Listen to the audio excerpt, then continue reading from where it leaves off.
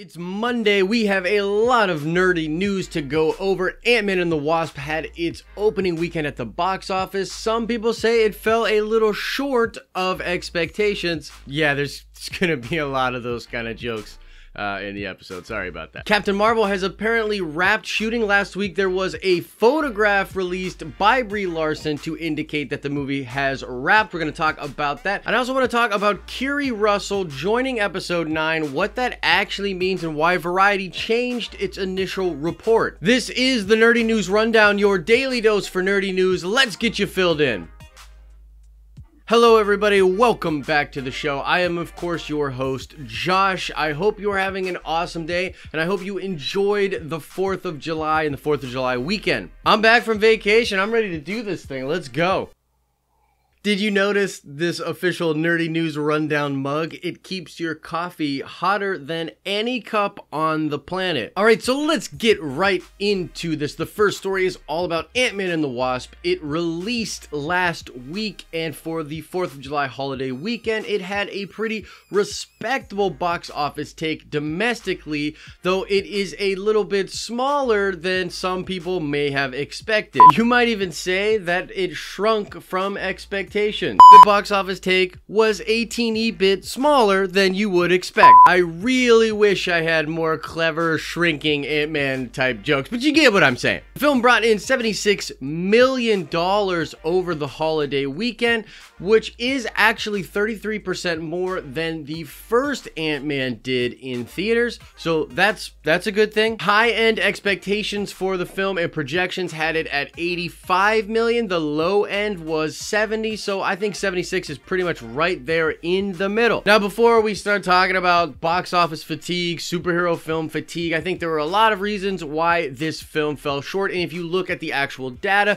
there was a 30% drop-off from Friday to Saturday, which most analysts are saying was the big reason that it didn't hit that $85 million number. Some of the factors include the fact that we had this massive heat wave. I mean, Los Angeles itself was absolutely on fire. A lot of big markets on the East Coast were experiencing way too crazy of heat, so that's a possible explanation. It was, of course, 4th of July weekend. There were a lot of people going outdoors, and there was the World Cup on, so there was a lot kind of working against Ant-Man and the Wasp and its box office gross. I personally don't think there's anything to be concerned about here. You might see some stories talking about how it's slightly disappointing. I do think there is a tiny bit of superhero fatigue. We've just had so many of these movies crammed back to back to back in a very short period of time. Let us know in the comment section, what do you think about this? Do you think it's a big deal? Is it a sign of superhero fatigue, or is it just because of the heat wave and some of the other things I mentioned? Whatever your opinions are about the box office gross for Ant-Man and the Wasp,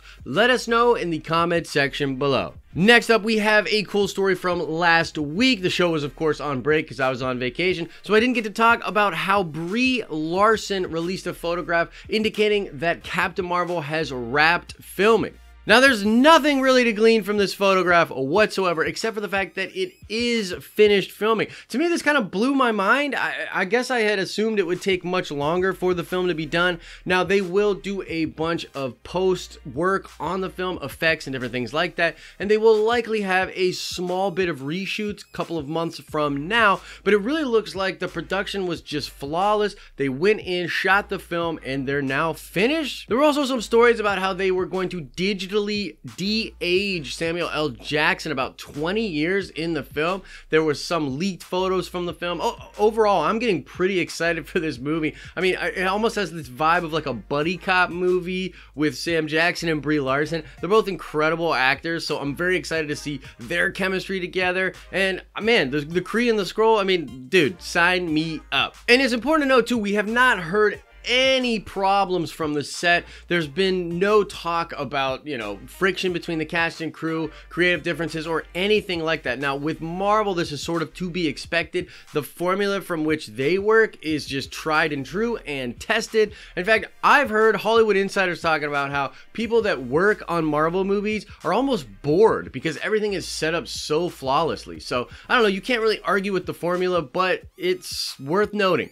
Captain Marvel has wrapped What do you think about that? What are your expectations for the film? Let us know in the comment section below. All right, lastly, today I want to talk about this Keri Russell story. Variety broke last week that she was indeed joining the cast of episode 9. She, of course, works with J.J. Abrams. She was the star on The Americans. She worked in Mission Impossible 4. So she and J.J. have a very good relationship. And Variety initially reported that she was absolutely a part of the cast, that she was going to be doing heavy action sequences, and everybody, including myself, just went to speculation town about this story. Fast forward to a couple of days ago, and Variety actually changed its report slightly. Keri is in talks to join episode 9, but nothing is confirmed, nothing is official, so I wanted to bring that to your attention in case you had heard that story, which I'm sure that you did. The reality is, it's not necessarily official right now, although it does look to be the way that it will go down. Now, the fact that she's going to be doing action heavy sequences has me very excited. I might do a separate video on this. I'm hoping she might be a Knights of Ren, maybe even that Mara Jade type character that I think they might develop for episode 9. Fanboyish hope here that she could be Ahsoka Tano, which would be absolutely dope. It's also possible that she could be Snoke's apprentice. Either way, I'm really hoping that she's got a lightsaber in her hand, but that's the same thing I was hoping when they initially cast Laura Dern and Benicio del Toro for The Last Jedi. But that's the story out there. She's likely to be in episode 9, but it is not official as Variety initially reported. So I don't know, curb your enthusiasm when it comes to her being in episode 9. And having said that, I want to know, what do you think about her being in episode 9? And what type of a character would you like to see her play in the final chapter of this current Star Wars saga? That's going to do it for today's show. You can click below to watch some more dope videos, or you can click our icon to subscribe to get all of our future videos. As I always say, I hope you are having an awesome and nerdy day, and I will see you in the next video.